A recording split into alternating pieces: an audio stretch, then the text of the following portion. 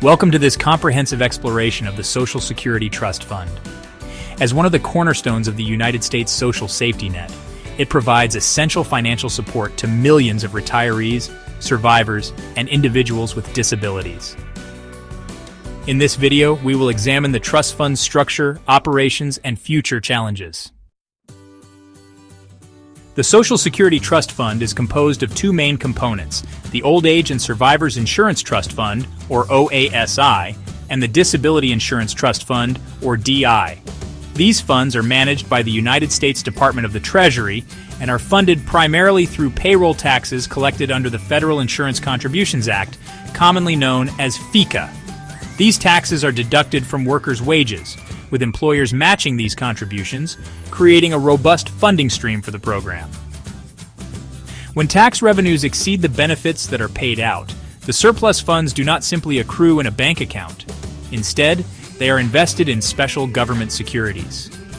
These securities are essentially IOUs from the federal government, which means they represent a claim on future repayment.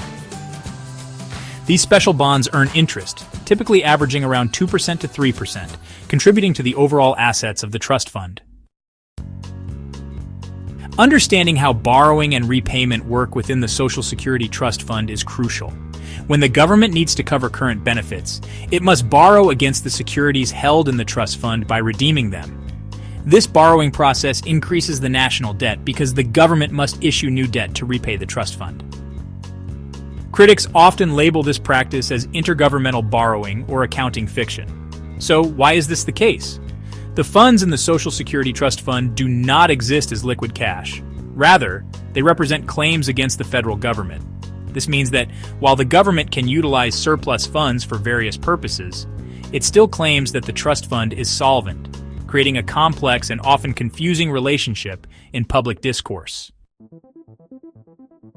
The financial sustainability of the Social Security Trust Fund is becoming increasingly precarious as we look ahead. Current projections estimate that the combined OASI and DI trust funds will be depleted by 2035.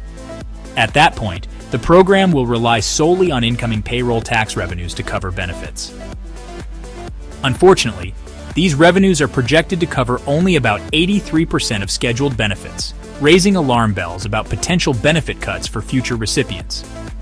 The present value of the unfunded obligations related to the Social Security Trust Fund is significant, highlighting the urgent need for reforms.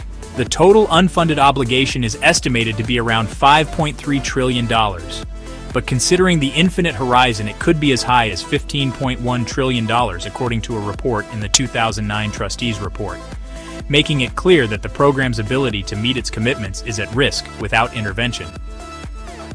Congress, which holds oversight responsibility for Social Security and the federal budget, receives regular reports on the trust fund's financial status, including projections of revenues, expenditures, and the status of trust fund assets.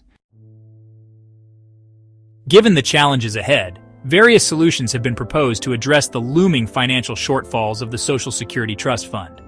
One of the most discussed options is raising the wage-based limit for Social Security taxes.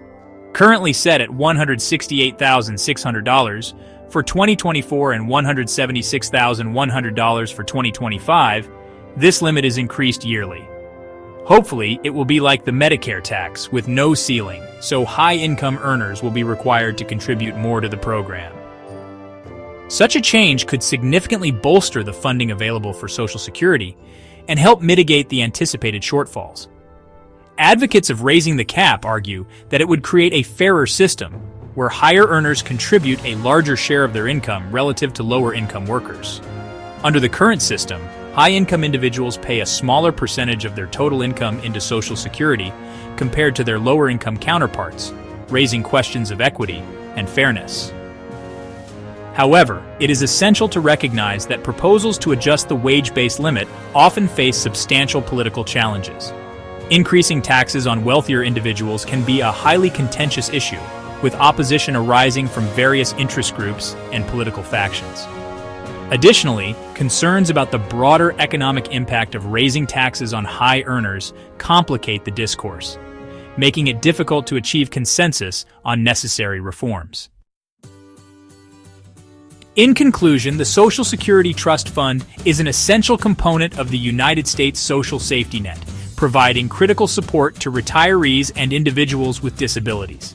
However, the intricate mechanics of borrowing and repayment, coupled with the looming threat of depletion and unfunded obligations, underscore the urgent need for effective reforms.